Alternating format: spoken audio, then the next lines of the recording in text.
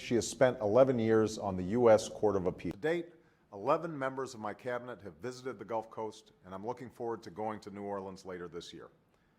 It's also a time to reflect on just how far we've come as a nation these past 11 years.